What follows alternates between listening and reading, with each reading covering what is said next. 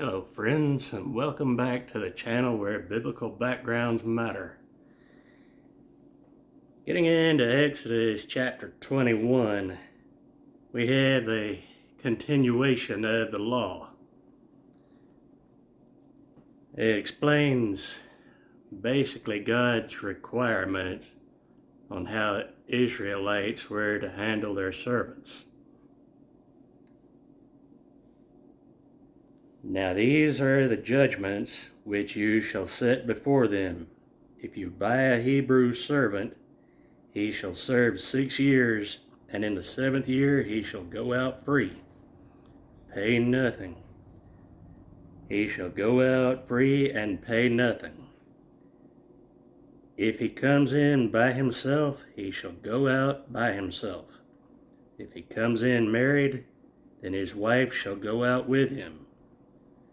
If his master has given him a wife, and she has borne him sons or daughters, the wife and her children shall be her master's, and he shall go out by himself.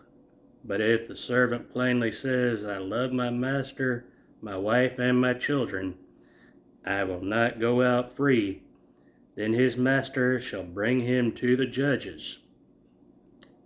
He shall also bring him to the door, or to the doorpost, and his master shall pierce his ear with an awl, and he shall serve him forever. And if a man sells his daughter to be a female slave, she shall not go out as the male slaves do. If she does not please her master, who has betrothed her to himself, then he shall let her be redeemed. He shall have no right to sell her to a foreign people, since he has dealt deceitfully with her. And if he has betrothed her to his son, he shall deal with her according to the custom of the daughters. If he takes another wife, he shall not diminish her food, her clothing, and her marriage rights.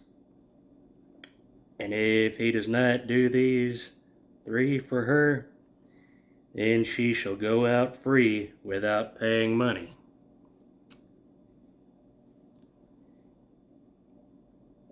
So basically there is a moral standard on how Israel was to handle their servants, their slaves. And they were to be kind to them. Basically give them a free will on whether they wanted to go or not after they had served 6 years. This was, of course, also if, let's say, someone had owed a debt to an Israelite.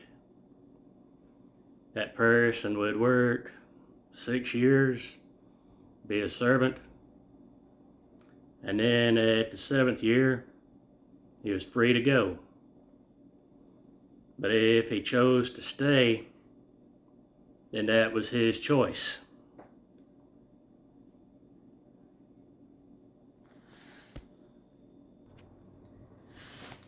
Let's read it again. Now these are the judgments which you shall set before them. If you buy a Hebrew servant, he shall serve 6 years. So basically, if one Hebrew was to buy another Hebrew as a servant, he would serve 6 years. And in the 7th year, he shall go out free and pay nothing. If he comes in by himself, he shall go out by himself. If he comes in married, then his wife shall go out with him. If his master has given him a wife, and she has borne him sons or daughters, the wife and her children shall be her master's, and he shall go out by himself. So if the man was already married by the time he became a servant, then he could take his wife and children with him. But if he was not already married by the time he became a servant, then the wife that the master had given him would stay with the master. Unless the man absolutely chose to stay there with his wife and the children that they had together. But if the man chose to go free when given the opportunity, then his wife and children would stay with their master.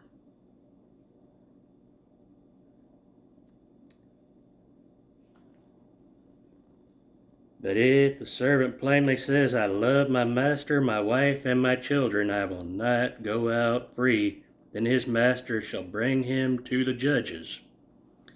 He shall also bring him to the door or to the doorpost, and his master shall pierce his ear with an awl, and he shall serve him forever.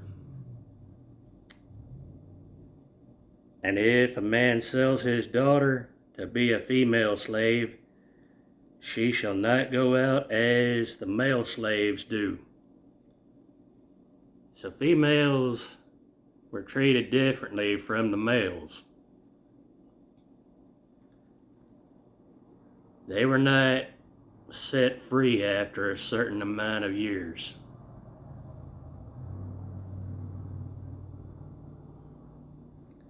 Verse 8, if she does not please her master, who has betrothed her to himself, then he shall let her be redeemed. If she's not pleasing to the master, then the master can basically sell her to someone else.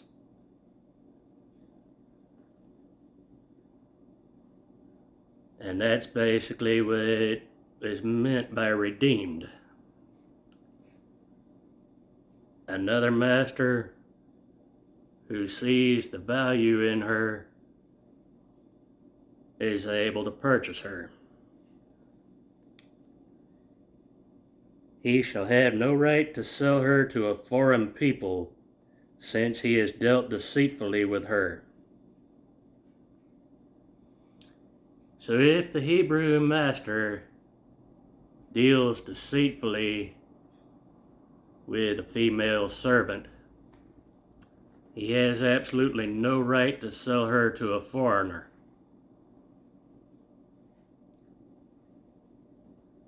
Foreigners at this time, as in the world today,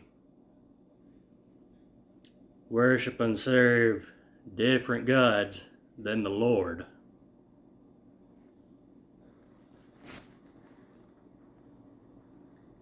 Verse 9, and if he has betrothed her to his son, he shall deal with her according to the custom of daughters.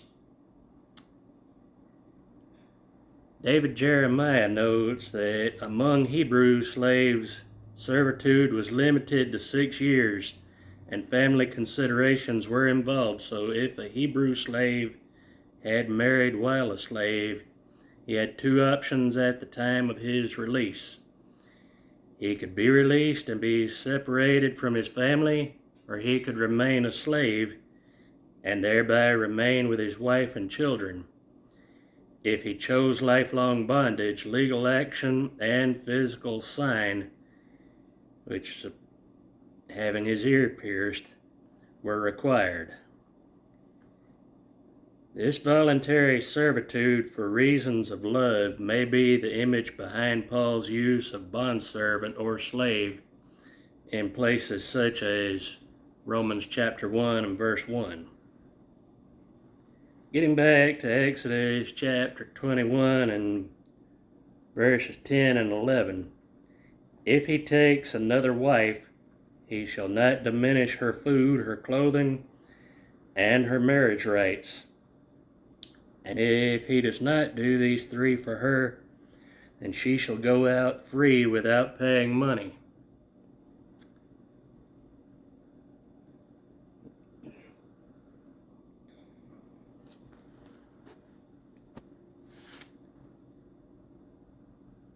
Verses 12 to 27 deal with the law concerning violence.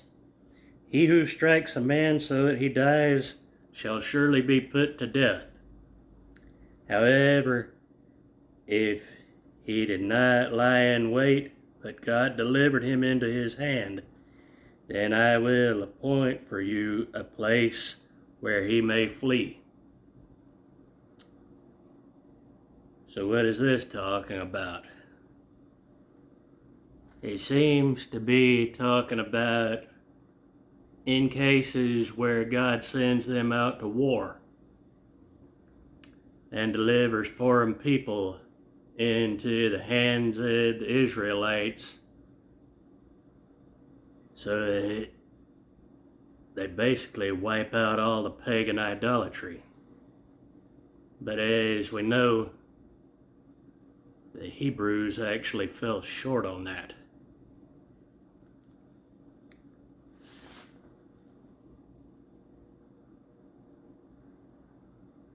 Verse 14, but if a man acts with premeditation against his neighbor to kill him by treachery, you shall take him from my altar, that he may die.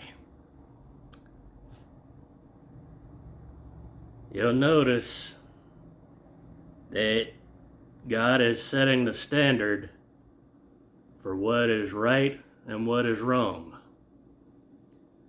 What is sin, what is a crime against humanity, and what the punishment is. And that punishment for that crime is death.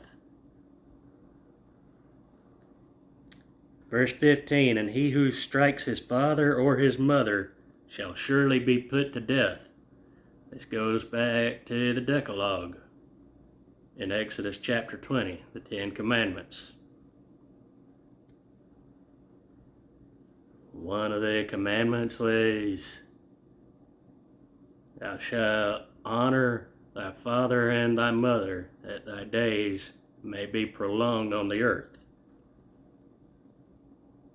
Verse 16, he who kidnaps a man and sells him, or if he is found in his hand, shall surely be put to death. And he who curses his father or his mother shall surely be put to death. If men contend with each other, and one strikes the other with a stone or with his fist, and he does not die but is confined to his bed, if he rises again and walks about outside with his staff, then he who struck him shall be acquitted. He shall only pay for the loss of his time, and shall provide for him to be thoroughly healed. So there is still a consequence if a man does physical harm to his neighbor, but there is grace if that neighbor survives, and there is mercy. But if the neighbor survives, then the judgment is a little bit lighter, and the man who struck him shall pay for him to be healed.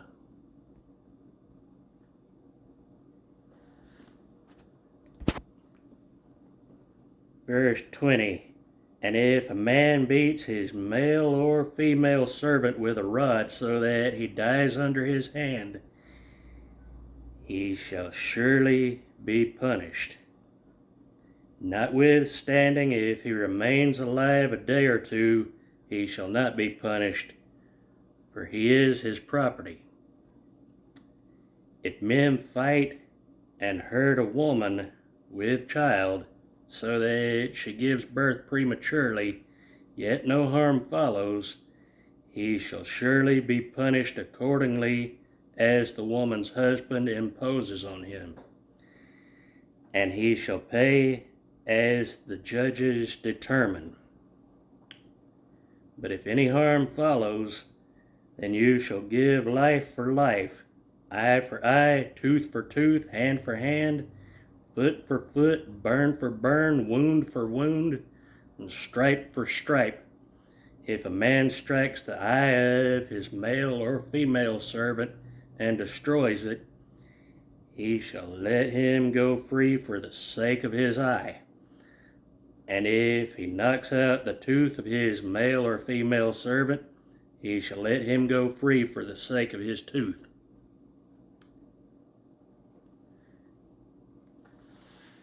You'll notice how high God is setting the standard of the law. He is setting it up to where only He Himself can be the righteous judge.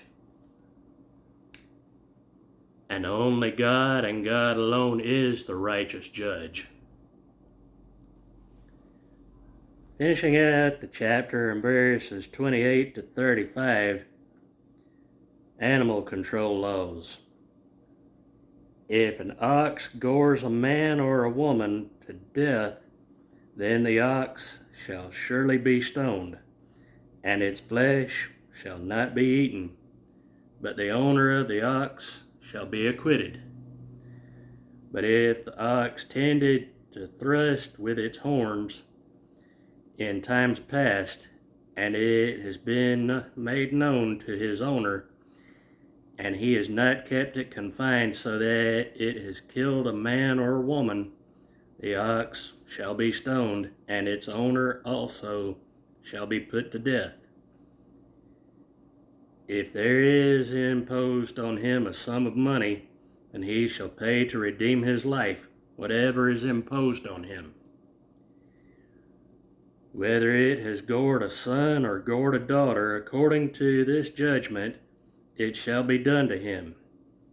If the ox gores a male or female servant, he shall give to their master 30 shekels of silver, and the ox shall be stoned.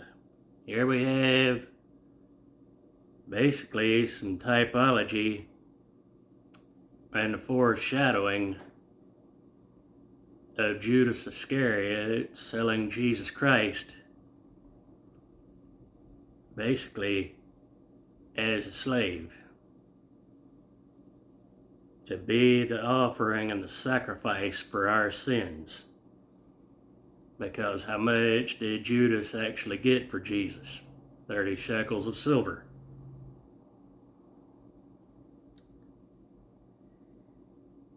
But here in the Old Testament, each person was held accountable for his or her own sins. Because God holds each person individually accountable and responsible for his or her actions.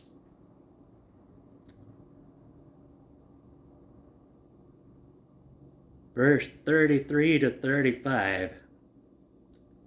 And if a man opens a pit, or if a man digs a pit and does not cover it, and an ox or a donkey falls in it, the owner of the pit shall make it good. He shall give money to their owner, but the dead animal shall be his. If one man's ox hurts another's so that it dies, then they shall sell the live ox and divide the money from it, and the dead ox they shall also divide. Or if it was known that the ox tended to thrust in time past, and its owner has not kept it confined, he shall surely pay ox for ox, and the dead animal shall be his own.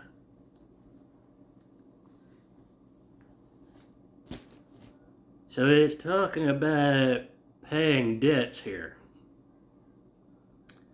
and making things right between the Hebrew and his neighbor.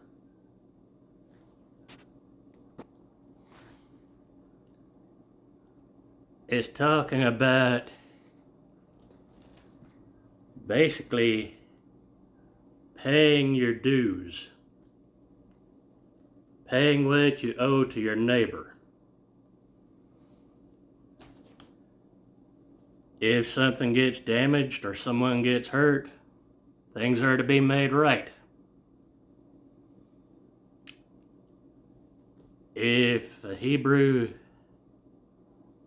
accidentally does any damage to his neighbor's property, he is to make it right. He is to pay a certain price for it. But you'll notice that this is basically